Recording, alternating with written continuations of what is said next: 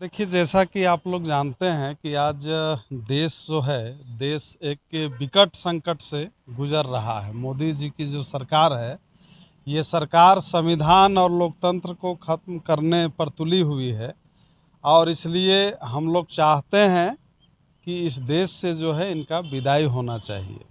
जिस तरह से हम लोग को आपका जो है इनकी गारंटी को अगर हम देखना चाहें तो जिनके ऊपर ये भ्रष्टाचार का आरोप लगाते हैं, पता चलता है कि 15 दिनों के बाद उनसे ये गले मिलते हैं, गोद में बैठाते हैं। यही इनकी कथनी और करनी का सत्य है। तो मैं ये कहना चाहता हूँ कि आज जो है तीसरा मोर्चा का प्रेस कॉन्फ्रेंस था। लोकसभा चुनाव में प्रत्याशियों की घोषणा के लिए पलामू में हम लोगों ने बहुजन मुक्ति पार्टी का जो उम्मीदवार हैं श्री रामबचन राम, उन्हें समर्थन दे रहे हैं। लोहरदगा में निर्दलीय चमरा लिंडा जी हैं, उन्हें हम लोग समर्थन दे रहे हैं। खूंटी में झारखंड नवनिर्माण दल का समर्थित प्रत्याशी संजय तिर्की जी जो हैं, उन्हें हम लोग समर्थन दे रहे हैं। और सिंहभूम में एक महिला उम्मीदवार आशा कुमारी रुंडा जो हैं, उन्हें हम लोग समर्थन दे रहे हैं। इस तरह से झारखंड का जो फर्स्ट चरण है और सेकंड चरण, उसकी ये जो है थर्ड फ्रंट के द्वारा जो समर्थन की बात है, वो हम लोग चतरा में महेश बांडो जो बहुजन मुक्ति पार्टी के उम्मीदवार हैं, उन्हें दे रहे हैं। हजारीबाग में लोकहित अधिकार पार्टी के कुंज बिहारी साहू जी जो हैं, उन्हें हम लोग समर्थन दे रहे हैं। और कोडरमा में पिछड़ा वर्ग संघर्ष मोर्चा के जो प्रधान महासचिव हैं प्रोफेसर जयप्रकाश वर्मा जी, उन्हें हम लोग समर्थन दे रहे हैं। इस तरह से उपचुनाव गांडे में हो रहा है, वहाँ बीएमपी के यानी बहुजन मुक्ति पार्टी के मुख्तार अंसारी जी जो हैं, उन्हें हम लोग समर्थन दे रहे हैं।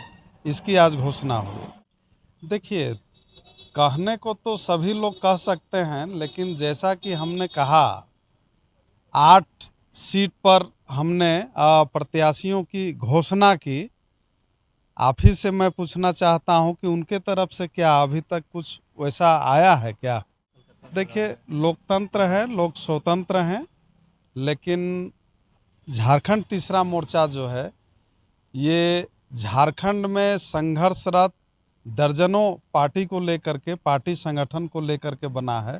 और आने वाला दिन में ये पता चलेगा कि कौन कितना मजबूत है, एनडीए, ईडी गठबंधन या तो फिर आपका तीसरा मोर्चा। अभी तो हम लोग 2 ही चरण का घोषणा किए हैं, उस पर भी हम लोग विचार करेंगे। और झारखंड मुक्ति मोर्चा ये बताए वो कौन सी ताकतें थी जो हमारे भाई हेमंत सोरेन को इस्तीफा देकर जेल जाना पड़ा।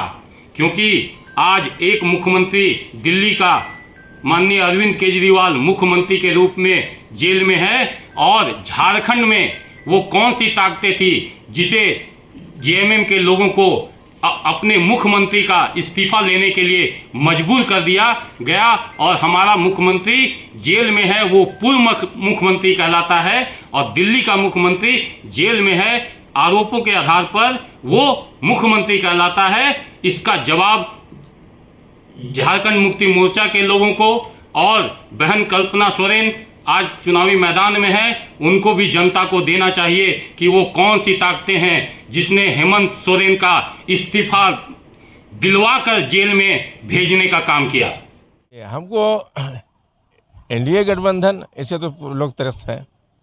आज इंडिया गठबंधन जो बना है, जब इन लोग बना के जो चल रहे हैं, क्या मजबूरी है इन लोग की आज इंडिया गठबंधन है? आखिर भाई आप पहले से बढ़िया से सरकार चलाते तो इंडिया गठबंधन बनाने की ज़रूरत नहीं आती। इसलिए कि जनता जो है पूरा देश में एनडीए से भी त्रस्त है, और इंडिया का जो गठबंधन है इससे भी लोग परेशान हैं।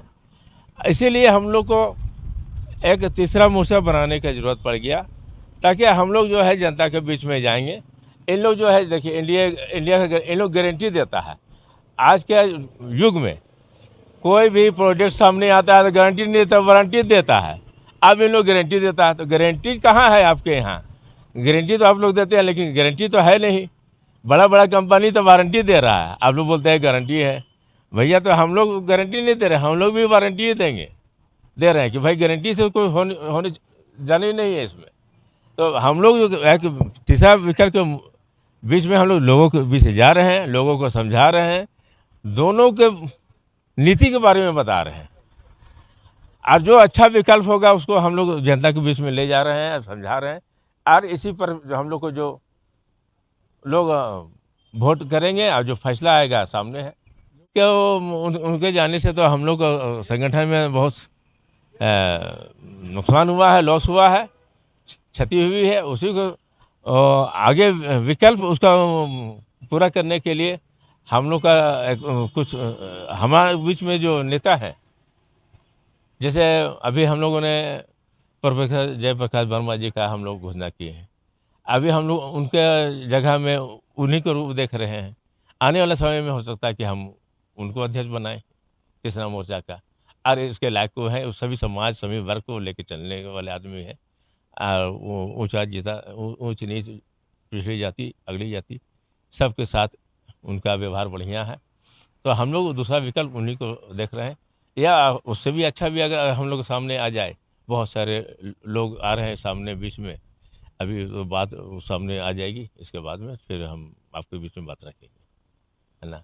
मेरा नाम अब्दुल खालिक हुआ, बहुजन सदान मोर्चा के प्रदेश महासचिव। अभी तक जो विजय जी हमारे जो संयोजक हैं, उन्होंने आप लोगों को बतलाया कि 7 लोकसभा और 1 कांडी विधानसभा का प्रत्याशी हम लोग घोषित कर चुके हैं, और बाकी जो भी 12 लोकसभा चुनाव बच जाते हैं उस सभी में हम लोग प्रत्याशी खड़ा करेंगे।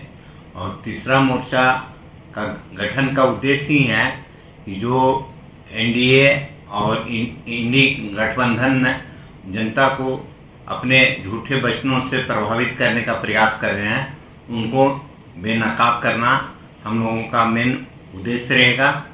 और हम लोग ज़रूरत पड़ेगा तो हर विधानसभा और लोकसभा में जा करके इनके जो चरित्र का निर्माण हो रहा है उसके संदर्भ में जनता को जागरूक करने का अभियान चलाएंगे।